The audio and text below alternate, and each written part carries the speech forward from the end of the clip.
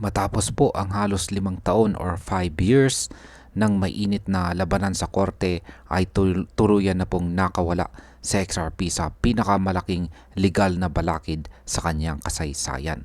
Dahil dito ay nagsimula ng magpakita ang market ng signals ng isang malaking pag-angat sa presyo. Sa puntong ito ay muling nabuhay ang kumpiyansa ng mga traders at investors para kay XRP. Kaya yan po ang siyang ating pag-uusapan sa video na ito. Pero bago po tayo magpatuloy ay pakibasa na lamang po muna ang disclaimer dito po sa ibaba ng ating screen. At ayan, simulan po natin sa kung ano po ang nangyari sa kaso ni Ripple laban sa SEC. Formal na pong natapos ang laban sa korte sa pagitan ni Ripple at ng US Securities and Exchange Commission or SEC. Nagkasundo po ang dalawang panig na tapusin na ang halos 5 taong kaso or 5 years na case sa pamagitan po ng pag-file ng motion para i-dismiss ang lahat ng natitirang apela. Ayon po sa Chief Legal Officer ni Ripple, ay makakapag-focus na sila ngayon sa pagpapalawak ng kanilang negosyo. Ito ang sinyalis ng isang bagong yugto para sa blockchain payments giant na ito. Ngayon ay paano naman tumugon ang market sa balitang ito?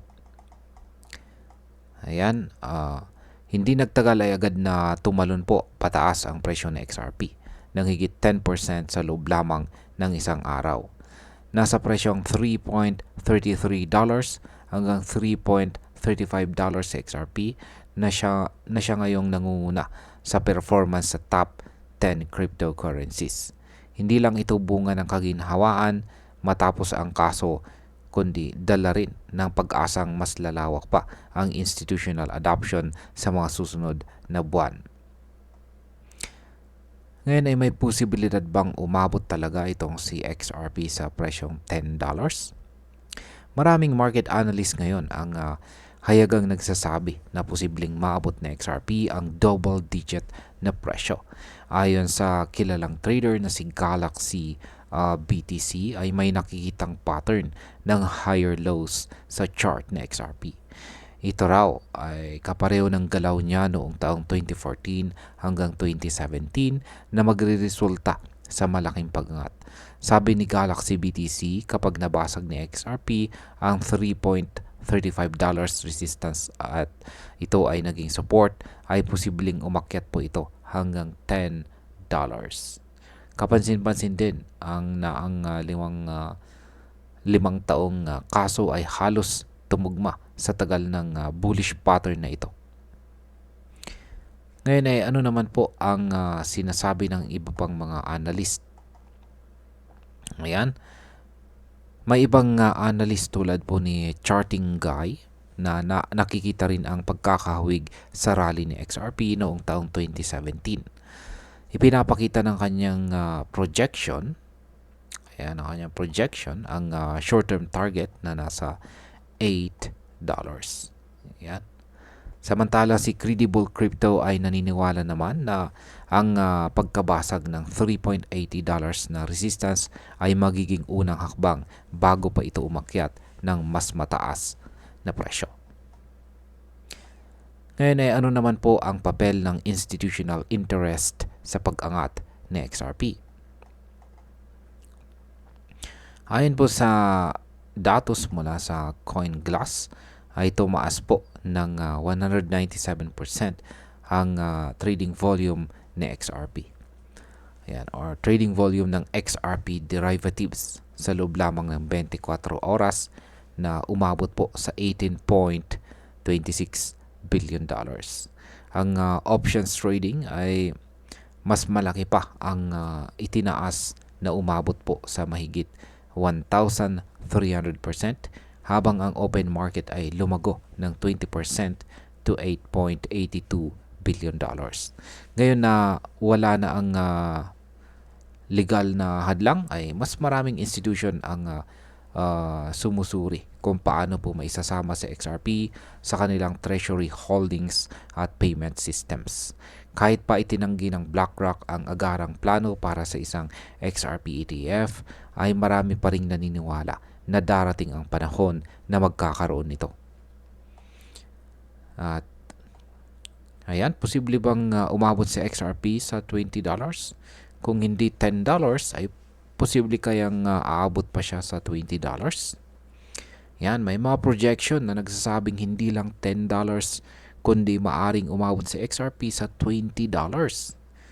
Katumbas ito ng mahigit $1.2 trillion na market value.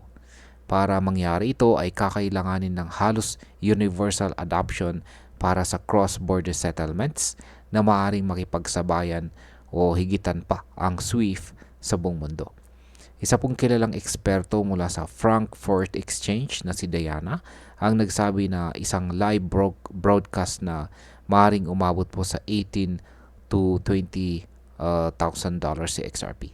Sinusuportahan ito ng dating pahayag ni Ripple CEO Brad Garlinghouse na posibleng makuha ni XRP ang hanggang 14% na transaction volume ng SWIFT sa loob po ng 5 taon.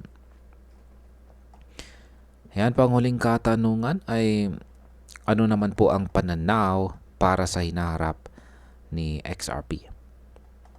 Ayan.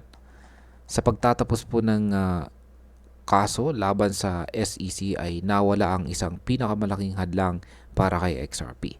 Ngayon ay tumutugma ang technical patterns sa pag-angat ng presyo habang tumataas ang interest ng malalaking institution. Kasabay nito ay abala si Ripple sa pagpapalawak ng kanyang negosyo, kaya mas malinaw na ang direksyon ng XRP sa mga darating na araw. Kung maabot po niya ang $5, $10 or higit pa ay depende na sa kombinasyon ng market sentiment, ang adoption rate at ang lagay ng ekonomiya. Ngunit sa unang pagkakataon sa loob ng maraming taon ay mas maliwanag na ang landas ni XRP. At ayan, sa kabuuan, para sa akin ay malinaw na ang pagkapanalo ni Ripple sa kaso laban kay SEC ay hindi lang isang legal victory, kundi isang malaking turning point para kay XRP. Ang dami ng institutional interest at ang malinaw na technical patterns ay nagbibigay po ng matibay na posibilidad na makamit niya ang $10 or higit pa sa mga darating na taon. Ngunit dapat po nating tandaan na ang crypto market ay mabilis magbago at kailangan pa rin natin na maging handa sa biglaang pagbabago ng trend. At ayan, hanggang dito na lamang po tayo sa video na ito mga ka-crypto. Marami pong salamat sa panonood. Ingat po tayo lagi at God bless po sa ating lahat.